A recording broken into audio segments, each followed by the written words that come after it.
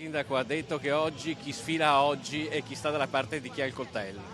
Vabbè, sulle parole del sindaco sinceramente non commento perché penso che si commentino da sole e credo che anche tante persone che l'abbiano votato si stiano rendendo conto degli anni che ha dedicato a prendere in giro le persone, a illuderle di avere la soluzione in tasca, mentre dopo 9 anni è evidente che questa soluzione non ce l'abbia.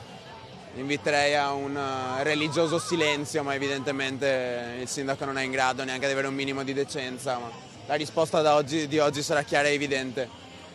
Noi l'abbiamo detto più volte, la manifestazione di oggi porta in piazza temi già citati e sicuramente non si portano in piazza per usare quello che è successo, ma al contrario si portano in piazza queste tematiche per rendere onore alla vita e alla morte di Giacomo, per un motivo molto semplice.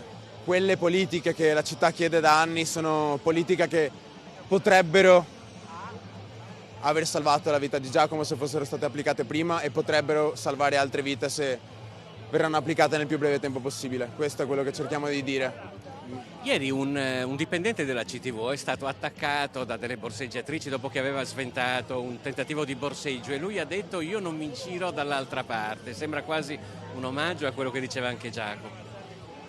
Speriamo che quello che è successo riesca a creare un risveglio nelle tante persone, sicuramente nel reagire, ma nel reagire senza alimentare dinamiche d'odio, reagire e puntare, dedicare le proprie energie, sicuramente non girarsi dall'altra parte, ma parallelamente se vogliamo dare una risposta concreta e che duri nel tempo, dobbiamo riprendere in mano una comunità che sicuramente è stata abbandonata a se stessa, ma che spesso si è abbandonata.